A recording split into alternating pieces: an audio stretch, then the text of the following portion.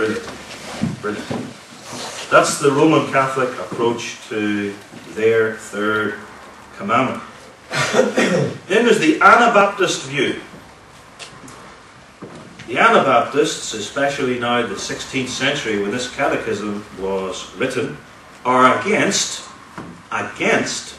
or at the very best cool on, theological education for pastor teachers. All you need is a man in his Bible. Just a man in his Bible. Trusting in the Lord. The Spirit will teach him, maybe even with the inner light. It all sounds very pious, but it's a lot of claptrap. And then the Reformed say, number one, at the heart of the Lord's Day is the church's public worship. And at the heart of the church's public worship is the ministry of the gospel. And the Reformed say this here, and that's why it's put in Lord's Day 38, because of the primacy of preaching. Because it is the chief means of grace, the number one official means that God uses to build us up, and because it is the voice of Jesus Christ. The preaching of the Word of God is the Word of God. Second Helvetic Confession. Who is the chief and good shepherd. And if you don't hear his voice, you die. And through that, Jesus Christ especially reveals himself as our prophet, priest and king, and the bishop of our souls. And because it is the first mark of a true church, which is to say, it is the first mark of Christ's own presence, indicating where he is spiritually. That's how the Reformed from the Scriptures view things. And therefore, when the fourth commandment is treated in Lord's Day 38, it says the first thing we need to keep this commandment is the ministry of the gospel. And for that we need faithful theological schools to be maintained. If you just think where the seminaries are corrupt, you see what it does to the preaching. You see what it does to the pastoral care. You see what it does to the churches. And in most of the churches actually in our land, it's the seminaries which went corrupt first.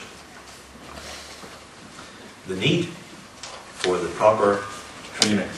This has always been the position of the Reformed and Presbyterian churches in continental Europe, in the British Isles, in North America, and wherever they have gone. They have been distinctive in holding this before the churches, that this is vital for the good of the established churches and their mission fields, and for the rich blessing of us and our children.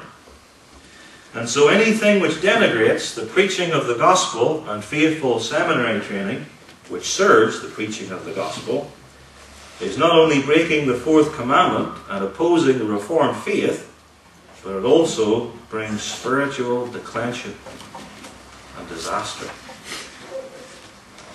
And so we maintain the theological school and maintain the ministry of the gospel zealously. Zealously. Because we understand what it's about. That we are personally involved in it. At stake is the spiritual welfare of us and our children, the advancement of Christ's kingdom and the edification of his church, and the keeping of the fourth commandment this week, next year, the year after, and God willing, the generations to come.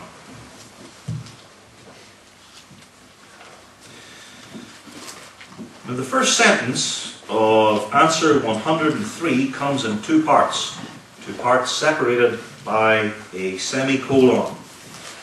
What does God require in the first commandment? First, that the ministry of the gospel and the schools be maintained. That is, I must help and maintain and sustain the official teaching ministry. And, after the semicolon, and that I personally and most directly do, and that I, especially on the Sabbath, that is, on the day of rest, diligently frequent the church of God, to hear his word, to use the sacraments, publicly to call upon the Lord, and contribute to the relief of the poor as becomes or befits a Christian. So in the first part of this sentence, we are called to see to it that we have here a church maintained with pastor-teachers, and then in the second part, we personally are called to behave properly with respect to that church and its worship, which is keeping the fourth commandment. And the first thing mentioned as behave as regards our personal life on the Lord's Day is, logically enough, diligently frequenting the church of God. And this means that you come to church. There, that's it. This means that you come to church frequently. This means that you come to church at both services, and we teach this to our children, or else they will only come once on a Sunday when they get to the age, and then we will become just part of the general ecclesiastical drift until we're vomited out of the mouth of Christ as lukewarm and distasteful to Him. Now, having said this, diligently frequenting the house of God does not mean you have to come to church if your health is bad, obviously, if that's taken for granted, or you're engaged in some work of necessity or mercy, like a nurse. Even then, of course, because you fear God, you will want, wherever possible, to get your Sunday off, and you will try and keep in the good books of a few co-workers, and I'll do your turn on a Wednesday, and maybe we could switch so that I can go to church on Sunday. That sort of thing has always been the behaviour of Christian saints. This means, of course, that you don't stay at home and miss a service in order to watch sports or wash your car or entertain Uncle Charlie, who just turned up at your doorstep and you haven't seen him for ages, because we must obey God rather than man. And God says in the fourth commandment, and God says written in stone. Then what we do is politely we invite Uncle Charlie to come with us to church. And we explain to him why we're not able to stay in, but we'd like to meet up with him at some other time, and if he can come round on Tuesday evening, better than just having a chat with him now, we can have him over for a special dinner. Whatever it takes to keep the commandments of God and subsume other things legitimate in their place under it. This also means too that we do not allow insufficient health issues to keep us from public worship. You don't get up on a Sunday morning and say, I think I can feel a cough coming on the way schoolboys do on a Monday morning. Mummy, I'm sick, can't go in today. And you're praying hard that'll develop into something and that you'll be able to pass it off before your parents, that you really can't go to church and that you're almost ready to die. They can get that silly with children sometimes.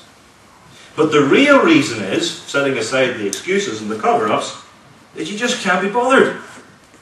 Because your love for Jesus Christ is waxing cold.